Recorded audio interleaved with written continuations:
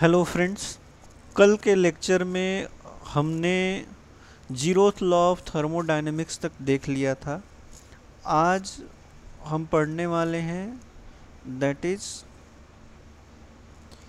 Thermometry and calibration of thermometers.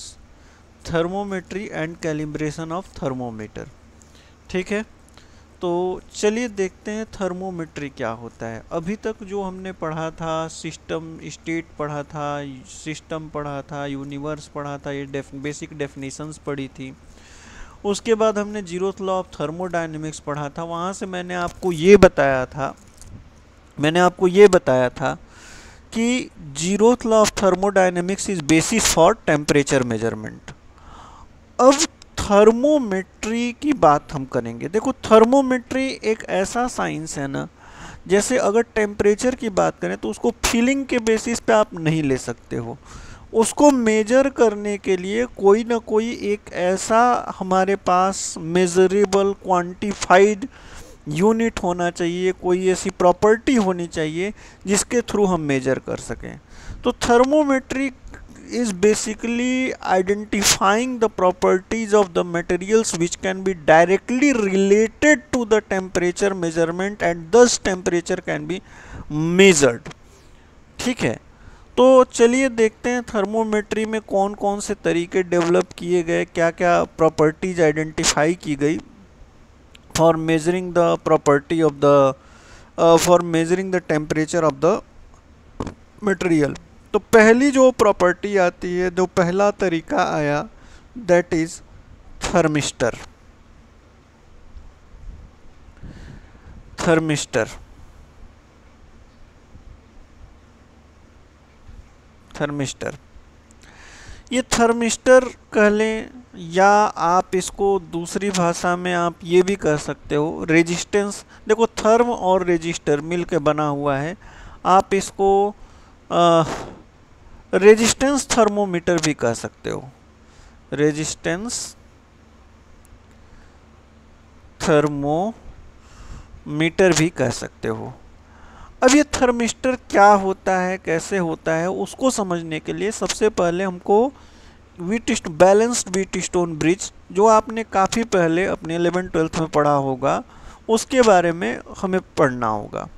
तो देखो, balanced Wheatstone bridge क्या होती है, एक ऐसी कॉम्बिनेशन ऑफ रेजिस्टेंसेस होती है। अगर कुछ रेजिस्टेंसेस ऐसे ब्रिज के फॉर्म में एडेड हो, व्हीटस्टोन ब्रिज के फॉर्म में एडेड हो, यहाँ एक गैल्वेनोमीटर हम लगाएं, ठीक है, यहाँ हम करंट की सप्लाई करें। सपोज दैट ये हमारे पास एक रेजिस्टेंस ए है, यहाँ बी है, ये सी है और ये डी रेजिस्टेंस है। तो अगर ये व्हीटस्टोन ब्रिज बैलेंस होगा तो इस वाली ब्रांच में कोई करंट नहीं आएगा। और व्हीटस्टोन ब्रिज बैलेंस होने की कंडीशन क्या है, अगर हम देखें तो ए बाई बी जो है वो सी बाई डी के बराबर होगा। A by B C by D के बराबर अगर होता है, या हम कहें ए बाई सी जो है वो बी बाई डी के बराबर होता है, तो ये गैल्वेनोमीटर वाली ब्रांच में कोई करंट नहीं आता है। तो इस प्रॉपर्टी का हम टेम्परेचर मेजरमेंट के लिए कैसे यूज करते हैं, थोड़ा सा उसको समझते हैं। इनिशियली ये व्हीटस्टोन ब्रिज जो है बैलेंस्ड होता है। एक कंडीशन में हम क्या करते हैं, इस डी की टेम्परेचर के साथ रेजिस्टेंस चेंज होती है। यू नो, रेजिस्टेंस जो है वो टेम्परेचर के साथ चेंज होती है। R is equal to R0 1 plus alpha delta T वाली इक्वेशन से आपको पता है कि जैसे जैसे टेम्परेचर बढ़ेगा वैसे वैसे एक कंडक्टर की रेजिस्टेंस बढ़ेगी। अब सिंपल सी बात है कि अगर टेम्परेचर चेंज हुआ, डी की रेजिस्टेंस चेंज हुई, तो सपोज दैट ये डी डैश में चेंज हो गया। तो डी डैश में चेंज होने के बाद हम सी को नॉन रेजिस्टेंसेस से रिप्लेस करते हैं, सच दैट कि सी डैश डी डैश का जो रेशियो हो वो ए बाई बी के बराबर हो जाए।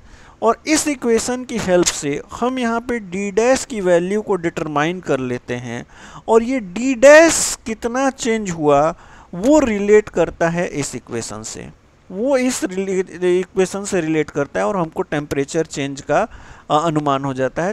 टेम्परेचर चेंज कितना हुआ ये पता चल जाता है। तो this is a very important relation that we must learn that resistance of a particular body can be utilized to determine the temperature in this manner by using balance Wheatstone bridge. अब यहाँ पे ध्यान समझ लो, जो property यहाँ पे use की गई that is resistance of the body, resistance of the object, ठीक है, यह आपको दिमाग में रखना है। तो थर्मोमेट्रिक प्रॉपर्टी यहाँ पे कौन सी हो गई, टेम्परेचर को मेजर करने के लिए जो प्रॉपर्टी हमने यूज किया दैट इज रेजिस्टेंस।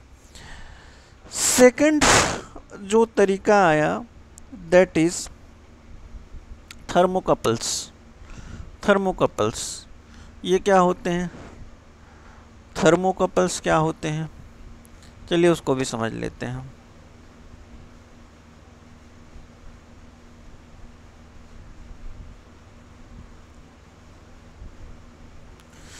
थर्मोकपल्स क्या होते हैं उसको भी समझ लेते हैं। देखो थर्मोकपल्स क्या होता है ना कि अगर दो डिसिमिलर मेटल्स को ज्वाइन किया जाए, दो डिसिमिलर मेटल्स को अगर ज्वाइन किया जाए, सपोज दैट मैं एक मेटल ए ले लेता हूँ, एक मेटल ए ले लेता हूँ, दिस इज मेटल ए, ठीक है, और एक सेकंड मेटल ले लेता हूँ मेटल बी।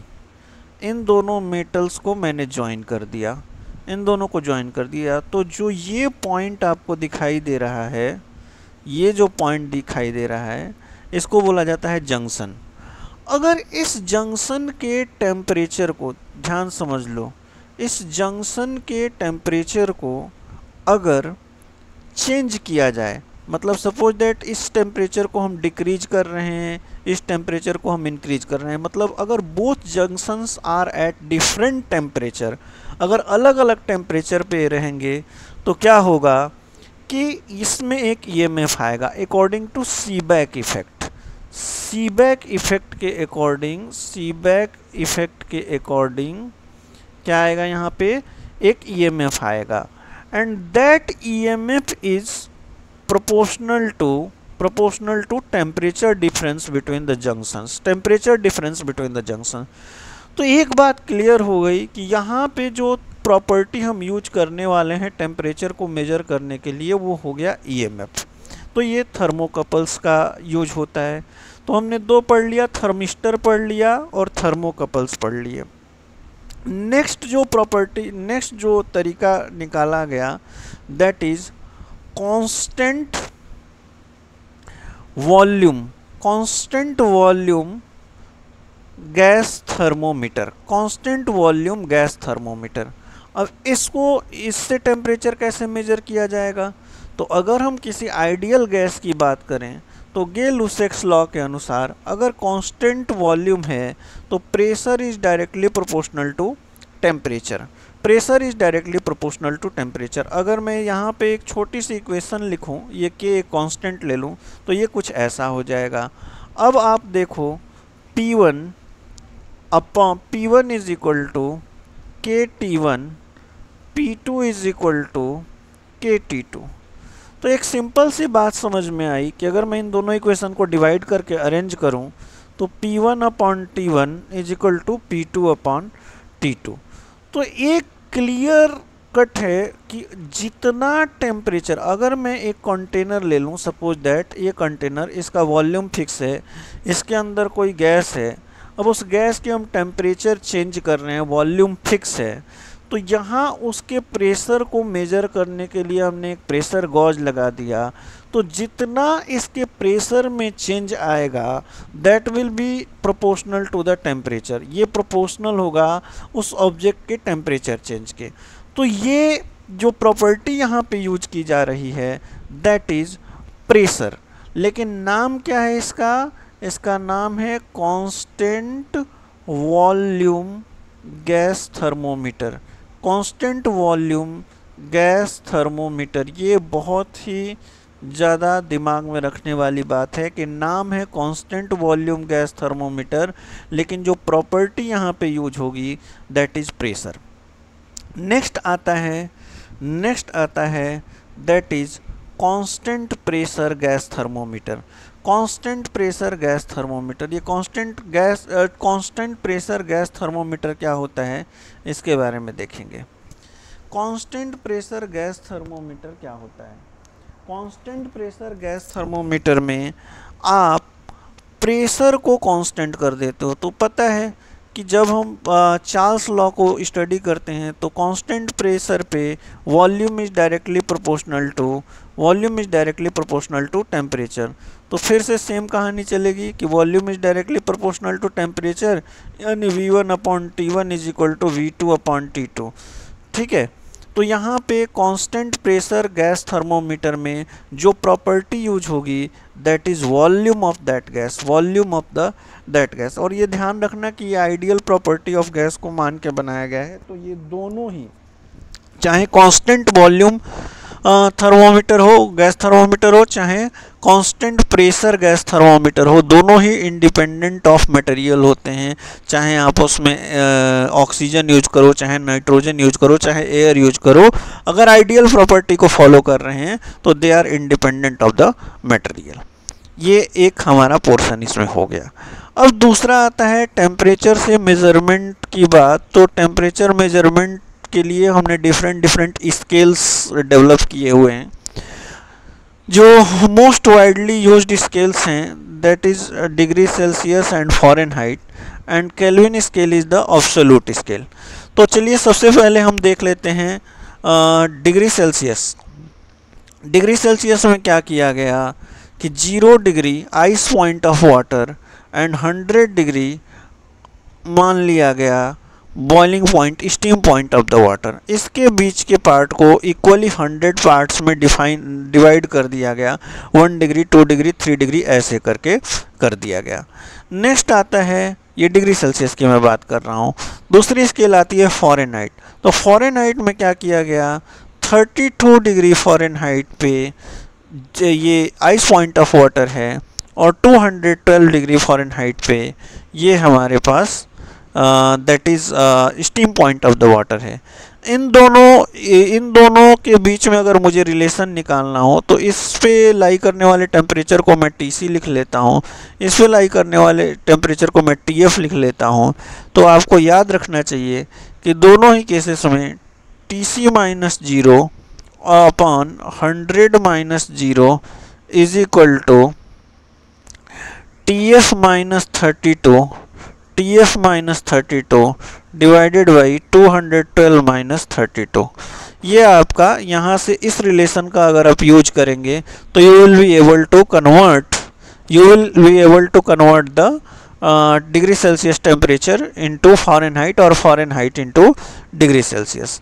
ठीक है, ये आपको ध्यान में रखना है। इसको जब सॉल्व करोगे तो 9/5 TC प्लस 32 आ जाएगा डिग्री फ़ारेनहाइट में कन्वर्ट करने का स्केल। तो इसको रीअरेंज कर लेना, कोई बड़ी बात नहीं है।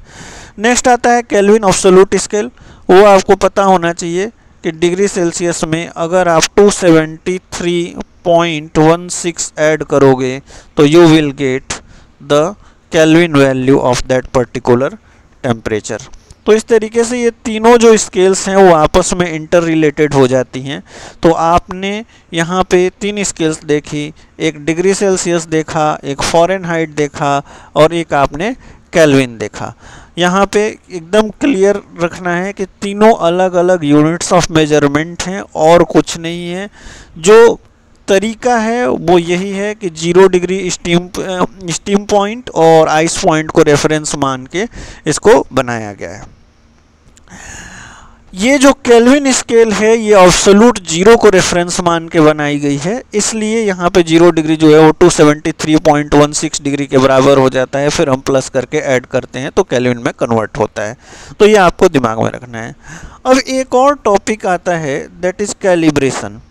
तो कैलिब्रेशन का एक मतलब जान लो हमेशा के लिए कि कैलिब्रेशन हमेशा कैलिब्रेशन पॉइंट्स की बात होती है। कैलिब्रेशन पॉइंट्स जो हैं उन पॉइंट्स पे वो दोनों स्केल्स जो हैं जिनकी हेल्प से कैलिब्रेट किया जा रहा है और जिसको कैलिब्रेट किया जा रहा है वो एग्जैक्टली सेम रीडिंग देंगी। बाकी जगह उनकी रीडिंग्स डिफरेंट हो सकती हैं, लेकिन कैलिब्रेशन पॉइंट पे जो रीडिंग की वैल्यू होगी वो आपकी इक्वल हो जाएगी।